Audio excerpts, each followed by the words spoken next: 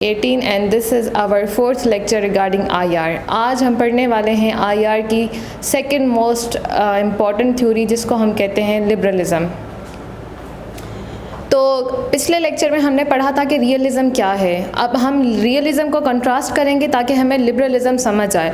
Liberalism 1970s से जो है ज़्यादा ज़ोर पकड़ता है। वैसे तो हम पीछे के ज़माने में देखें, पीछे के दौर में जब जाते हैं तो हम जो अमेरिकन इनलाइटमेंट पीरियड जब देखते हैं तो वहाँ से कहा जाता है कि लिबरलिज़म स्टार्ट होता है। जैसे कि रियलिज़म में था कि स्टेट सबसे ज़्यादा इंपॉर्टेंट होते हैं, तो लिबरलिज़म में क्या होता है, लिबरलिज़म की थ्योरी कहती है या थ्योरिस्ट कहते हैं कि स्टेट नहीं, स्टेट के साथ साथ नॉन स्टेट एक्टर्स भी बहुत ज़्यादा इंपॉर्टेंट होते हैं। हमने नॉन स्टेट एक्टर्स पहले ही पढ़े हुए हैं, यानी इंटरनेशनल ऑर्गेनाइजेशंस, यानी मुल्क को छोड़ के बाकी जो भी अहम इदारे आ जाते हैं, जैसे इंटरनेशनल ऑर्गेनाइजेशंस हो गई, MNCs हो गई, या फिर कुछ और जैसे टेररिज्म ऑर्गेनाइजेशंस हो गई। वो कहते हैं कि इंटरनेशनल रिलेशन में ये बहुत बड़ा रोल प्ले करते हैं, जबकि रियलिज़म क्या कहता है कि सिर्फ स्टेट ही मैटर करता है, उसकी सर्वाइवल मैटर करती है और सर्वाइवल के लिए उसे सेल्फ हेल्प लेनी चाहिए, जिसके लिए फिर वो क्या करते हैं, आगे चल के पावर ग्रेबिंग करते हैं। जब वो अकेला कंट्री पावर ग्रेब नहीं कर सकता है तो वो क्या करता है, बैलेंस ऑफ पावर की तरफ जाता है। लेकिन लिबरलिज्म क्या कहती है, वो कहती है कि स्टेट के साथ नॉन स्टेट एक्टर्स भी मैटर करते हैं। रियलिज्म कहती है कि जंग जो है वो इनएविटेबल है। यही बात जो है लिबरलिज्म भी कहते हैं, जंग तो होकर रहेगी। लेकिन रियलिस्ट कहते हैं कि जंग क्यों होती है, जंग इसलिए होती है क्योंकि ह्यूमन नेचर ऐसी है, वो बहुत ज़्यादा सेल्फिश हैं, वो ही चाहते हैं कि वो पावर ग्रैब करें। जब भी उनके पास थोड़ा पावर आएगा वो कमज़ोर को दबाने की कोशिश करेंगे। जबकि लिबरलिस्ट कहते हैं कि ऐसा नहीं है, हम तो पैदा ही जो हैं काइंड हुए हैं, हम पैदा ही सेल्फलेस हुए हैं, हम सेल्फिश कभी नहीं होते। ये हालात होते हैं जो इंसान को सेल्फिश बनाते हैं। इसलिए वो क्या कहते हैं कि ह्यूमन नेचर जो है वो किसी भी वार का काज नहीं होती है। उसके बाद वो आगे आ जाते हैं, वो कहते हैं कि अब वार तो इनएविटेबल है, ये भी यही मान रहे हैं जैसे रियलिज्म कह रहा है। जंग तो जो है ना होकर रहेगी, होनी ही है, लेकिन ये कहते हैं कि हम कुछ ऐसे जो है रीजंस क्रिएट करें, हम कुछ ऐसी बात करें जिसकी वजह से जंग जो है डिले हो जाए या उसको हम इग्नोर कर दें। उसके लिए वो क्या कहते हैं, वो कहते हैं कि इन कॉम्प्लेक्स इंटरडिपेंडेंस का सिस्टम लाया जाए। अब जो रियलिज्म है वो पावर ग्रेबिंग की तरफ नहीं जाता है, वो ज़्यादा फोकस करता है इकोनॉमिक पावर पे। वो कहता है कि जब कंट्रीज़ में डेमोक्रेसी होगी, जब कंट्रीज़ में लिबर्टी होगी, जब लोग खुशहाल होंगे, जब गवर्नमेंट्स खुशहाल होंगी, तो वो क्या करेंगी, वो जंग नहीं करेंगी। क्योंकि जब भी जंग होती है उसमें क्या होता है, नुकसान होता है, जानी नुकसान होता है, माली नुकसान होता है। इसलिए वो कहती हैं कि जो भी डेमोक्रेटिक कंट्रीज़ हैं वो हमेशा कोशिश करेंगे कि वो नेगोशिएशन की तरफ जाएं, ना कि वो कोहेशन की तरफ जाएं, यानी जंग की तरफ जाएं या सख्ती की तरफ जाएं।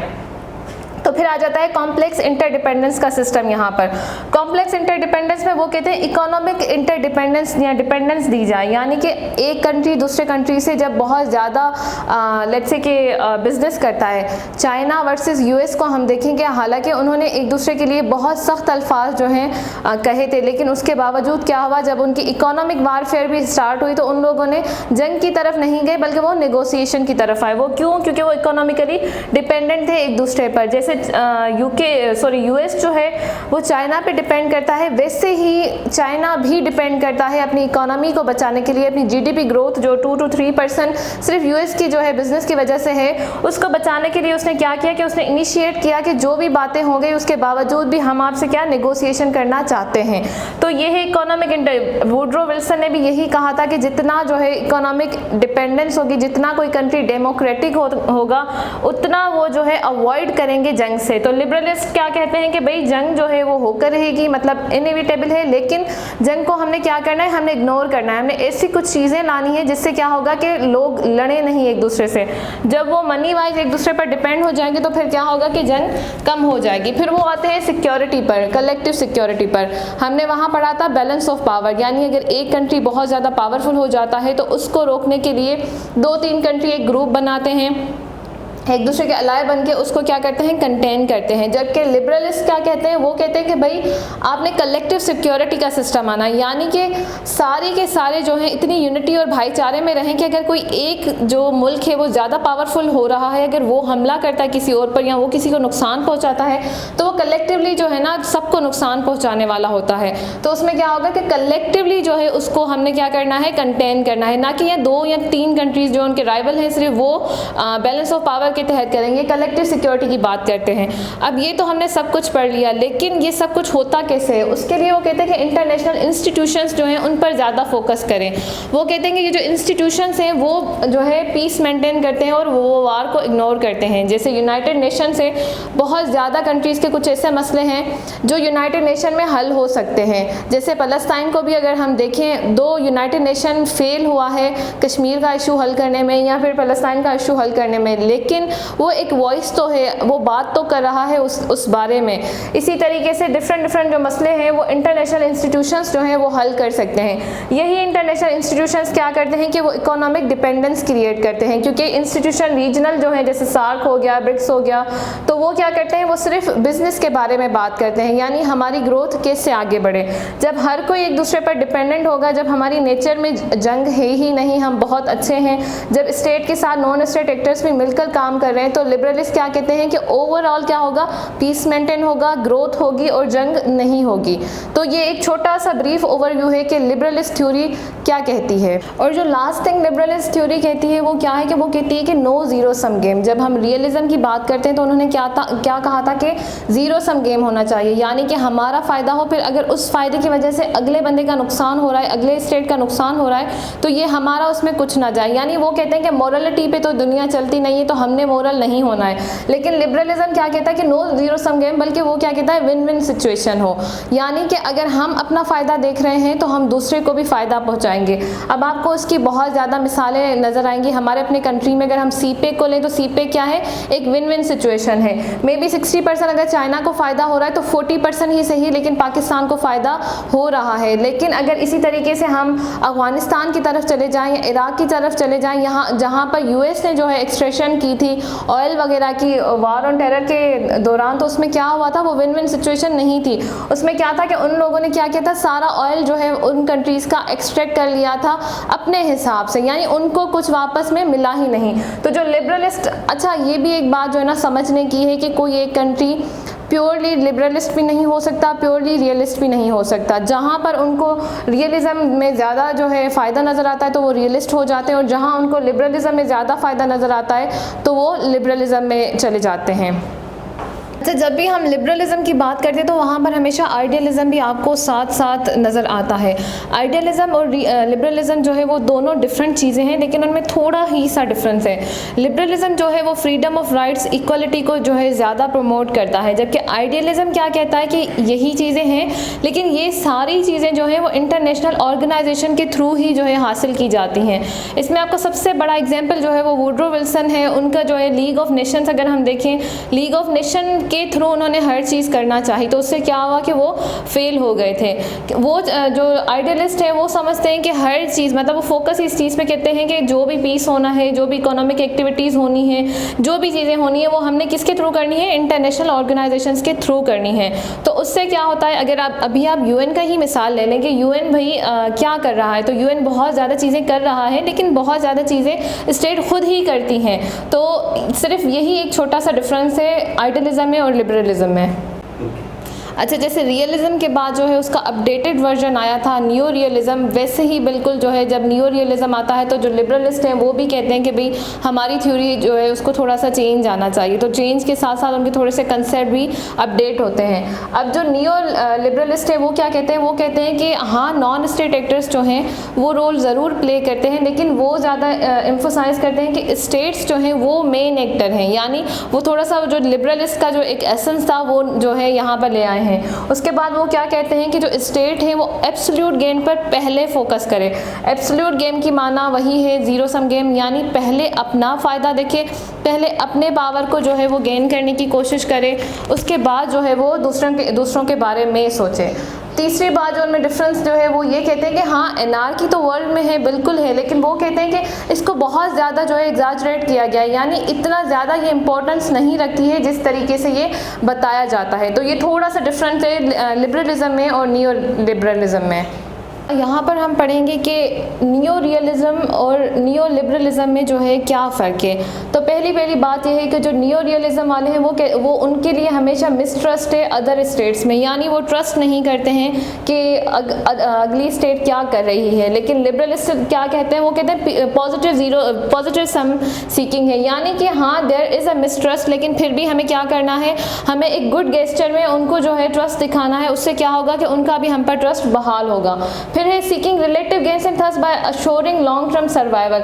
अब वही बात कि रियलिस्ट हमेशा क्या करेंगे, वो पावर गेन करेंगे और फिर उसके लिए वो क्या कहते हैं कि वो रिलेटिव गेन्स में जाते हैं, यानी कि वो अपने पावर को बढ़ाते हैं चाहे फिर अगले का नुकसान क्यों ना हो जाए। जब रिलेटिव गेन होता है तो उसमें हम देखते हैं कि हमारा पावर कितना ज़्यादा बढ़ जाता है, यानी हमने पहले अपना मकसद कंप्लीट तरीके से जब हासिल कर लेना है उसके बाद तो हम दूसरे के बारे में सोच सकते हैं। लेकिन अगर हमारा पूरा जो है ना मकसद पूरा नहीं हुआ है तो फिर हम दूसरे के बारे में भी नहीं सोचेंगे। तो हमेशा जब हम दूसरों से पावरफुल रहेंगे तो हमारा सर्वाइवल क्या होगा, लॉन्ग टर्म होगा। ये इनकी थिंकिंग है। वो क्या कह रहे हैं, वो कह रहे हैं कि भाई बायलैटरल या मल्टीलैटरल एग्रीमेंट्स करें, यानी जब इकोनॉमिकली जो है ना आप एक दूसरे पर डिपेंडेंट हो जाएंगे तो आपका जो इंक्रीज कॉस्ट ऑफ एग्रेशन है वो हो जाएगी। यानी कि अगर आप एक दूसरे का खर्चा कराएंगे बराबर हर चीज़ में अगर खर्च हो रहा है तो दोनों जो क्या होंगे, हमेशा बैलेंस रहेंगे, तो उससे क्या होगा, जंग जो है वो नहीं हो सकेगी।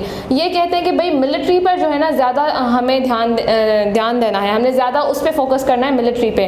जबकि लिबरलिस्ट क्या कहते हैं, वो कहते हैं कि हमने इकोनॉमिक रिफॉर्म्स को देखना है, हमने डिफरेंट रिफॉर्म्स लाने हैं जिससे क्या होगा, इकोनॉमिक ग्रोथ होगी। जब इकोनॉमिक ग्रोथ होगी तो उससे क्या होगा, लोग खुशहाल होंगे। जब लोग खुशहाल होते हैं तो वो क्या करते हैं, वो ज़्यादा जंग की तरफ नहीं जाते। देखिए एक छोटा सा हम अगर अपना टेररिज्म के बारे में ही देखें तो ज़्यादातर जो है टेररिस्ट जो हैं वो छोटे बच्चे होते हैं, लेकिन वो छोटे बच्चे हैं यहाँ पर जो जवान हैं वो कहाँ से आते हैं, वो गरीब जो है घरानों से या ममालिक से आते हैं। तो जहाँ पर भी इकोनॉमिक रिफॉर्म्स है, जहाँ पर इकोनॉमिक ग्रोथ है, वहाँ पर आपको टेररिज्म बहुत ही कम मिलेगा। हमेशा जहाँ से इनजस्टिस स्टार्ट होता है वहीं से इस किस्म की चीज़ें स्टार्ट होती हैं। ये कहते हैं कि हमारे सर्वाइवल के लिए और पावर के लिए हमने क्या करना है, मिलिट्री फोर्स यूज़ करनी है। वो कहते हैं कि इंस्टीट्यूशनल एफिशिएंसी यानी कोऑपरेशन इतनी बढ़ाएं, अपने जो आपके रीजनल इंस्टीट्यूट्स हैं उनको आप इतना मजबूत करें कि आप एक दूसरे पर कॉम्प्लेक्स इंटरडिपेंडेंट हो जाएं, तो उससे क्या होगा, जंग नहीं होगी। ये कहते हैं strengthening capacities due to perceived security dilemma. Security dilemma जो है वो आईआर में क्या होता है कि अगर वही बात कि एक कंट्री जो है वो ज़्यादा पावरफुल हो जाए तो दूसरे कंट्री क्या हो जाते हैं, वो इनसिक्योर हो जाते हैं, तो उससे क्या होता है, सिक्योरिटी डायलेमा कायम हो जाता है। जैसे अभी रिसेंटली जो है अमेरिका ने लास्ट ईयर तक जो है अमेरिका ने इंडिया के साथ कुछ जो है साइंस की थी, न्यूक्लियर और डिफरेंट जो है आर्म डील्स। उससे क्या हो गया था कि साउथ ईस्ट एशियन कंट्री में रीजन में सिक्योरिटी डायलेमा हो गया था, यानी पाकिस्तान जो था उसके पास वो टेक्नोलॉजी नहीं थी, जबकि अमेरिका ने जो है इंडिया को वो टेक्नोलॉजी दे दी थी। तो उससे अब क्या होगा कि हमने भी जो है अपने साथी देखने हैं, हमने भी कुछ स्टेट्स ढूंढनी है जो हमारी इस बारे में मदद कर सके, तो इसको सिक्योरिटी डिलेमा कहते हैं। वो कहते हैं डेमोक्रेटिक पीस को जो है प्रमोट करें। ये ज़रा डिक्टेटरशिप की तरफ आ जाते हैं, वो ज़रा डेमोक्रेसी की तरफ चले जाते हैं। वो कहते हैं जब डेमोक्रेसी होगी, इक्वल राइट्स मिलेंगे, हर स्टेट को मिलेंगे, इंसान को मिलेंगे, तो इंसान क्या है, जंग नहीं करेगा। क्योंकि ये तो कहते हैं कि इंसान जो है इस हालात की वजह से जंग की तरफ जाता है। ये कहते हैं कि इंसान पैदा ही अच्छा हुआ है तो इंसान हमेशा चाहेगा कि वो पीस की तरफ जाए। अब हमने लास्ट में जो है एक छोटा सा प्रीव्यू कर लेना है दोनों थ्योरीज़ का कि रियलिज़म और लिबरलिज़म कहती क्या है। तो पहले आ जाते हैं कि मेन उनके जो है ना व्यूज़ क्या हैं। जो रियलिस्ट हैं वो पहले ह्यूमन नेचर को क्या कहते हैं, वो कहते हैं ये पेसिमिस्टिक है, ये अपने ही ये सेल्फिश है, जबकि वो क्या कहते हैं कि ये ऑप्टिमिस्टिक है, ये कोऑपरेशन चाहता है। कोर कंसेप्ट क्या है, रियलिस्ट कहते हैं कि पूरा का पूरा जो इंटरनेशनल रिलेशंस है वो किस पे जो है ना घूमते हैं, एक तो वो पावर पे घूमते हैं, दूसरा वो वॉर पे घूमते हैं। जबकि लिबरलिस्ट क्या कहते हैं, वो कहते हैं कि नहीं, पूरा आईआर जो है वो कोऑपरेशन के घूमता है और इंटरडिपेंडेंस पे घूमता है, यानी कि हर कंट्री दूसरे कंट्री पर डिपेंडेंट है, इसलिए इंटरनेशनल रिलेशन चल सकते हैं, बेहतर चल सकते हैं। रियलिटी लार्जली ऑब्जेक्टिव्स दोनों के सेम है, दोनों के जो ऑब्जेक्टिव हैं वो तकरीबन एक जैसे यानी सर्वाइवल ही है। पॉलिसी परसेप्शन क्या है कि उनको सेल्फ इंटरेस्ट देखना है, उनको नेशनल इंटरेस्ट देखना है, उनको अपना पावर बढ़ाना है। वो कहते हैं कि कॉपरेशन चलनी चाहिए, दोनों जो हैं वो साथ चल के म्यूचुअल इंटरेस्ट देखें, यानी जिनमें दोनों के ही फायदे हों और किसी का नुकसान ना हो उसकी तरफ जाएं। कन्फ्लिक्ट इन सिस्टम क्या है, सेंट्रल एंड इनएविटेबल, जंग जो है वो होकर रहेगी। वो कहते हैं, ये कहते हैं हाँ जंग होकर रहेगी लेकिन क्या है, नॉट इनएविटेबल, हाँ जंग सिस्टम आ जाता है। ये कहते हैं कि ये सेंट्रल पार्ट है, यानी ह्यूमन नेचर और आईआर का सेंट्रल पार्ट क्या है कि हमेशा क्या होगा, जंग होगी। ये कहते हैं हाँ जंग तो होगी लेकिन उसके लिए हमने क्या है, कुछ ऐसे वजूहात अगर हम पैदा कर दे तो उससे क्या होगा, जंग नहीं होगी, यानी हम उसे इग्नोर कर देंगे। इंटरनेशनल सिस्टम के बारे में ये कहते हैं एनार्की है। वो कहते हैं हाँ एनार्की तो है लेकिन ग्रोइंग ऑर्डर भी चल रहा है, यानी ऊपर से जो ऑर्गेनाइजेशन है वो थोड़ा बहुत रोल प्ले कर रही हैं। मेन कॉज ऑफ कन्फ्लिक्ट क्या है, ये कहते हैं कि जो स्टेट है वो हमेशा क्या करेंगी, अपना पावर बढ़ाएंगी, इसकी वजह से क्या होगा, कन्फ्लिक्ट होगा। जबकि लिबरलिस्ट क्या कहते हैं, वो कहते हैं कि कंपटीशन कम है, लेक ऑफ सेंट्रल प्रोसेस जो है, कंपटीशन एक दूसरे में जब कम होता है, जब इंटरनेशनल ऑर्गेनाइजेशंस काम नहीं कर रही हैं, जब वो ज़्यादा कोऑपरेट नहीं कर रहे हैं कंट्रीज़ एक दूसरे से, तो उससे क्या होता है, कन्फ्लिक्ट स्टार्ट हो जाता है। Best path to achieve peace क्या है इनके लिए, रियलिस्ट कहते हैं बैलेंस ऑफ पावर की तरफ जाएं, यानी जो हमने पहले पढ़ा था कि अगर एक ज़्यादा कंट्री जो है वो पावरफुल हो रहा है तो दूसरे क्या करेंगे, 3-4 ग्रुप्स बनाएंगे और उसको बैलेंस करने की कोशिश करते हैं। लिबरलिस्ट क्या कहते हैं, इंटरनेशनल लॉ को बढ़ाया जाए, उसके साथ साथ इंक्रीज डिपेंडेंस की जाए, कोऑपरेशन होगी, एक दूसरे पर डिपेंड होंगे, वो जंग नहीं करेंगे मुल्क।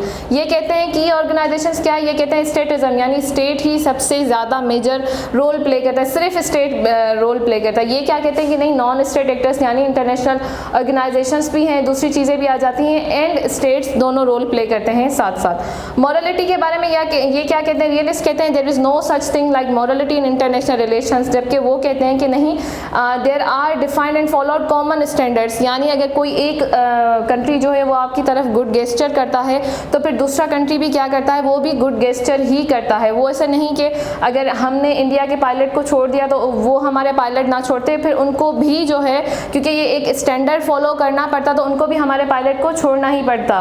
तो this is what realism and liberalism was all about. तो डियर स्टूडेंट्स, आज हमने पढ़ा कि लिबरलिज्म क्या है, आइडियलिज्म क्या है, रियलिज्म और लिबरलिज्म के फ़र्क क्या है उन दोनों में, एंड नियो लिबरलिज्म क्या है। इसके साथ ही मुझे इजाज़त दें। Do subscribe the channel and I will see you in next lecture. अल्लाह हाफ़िज़।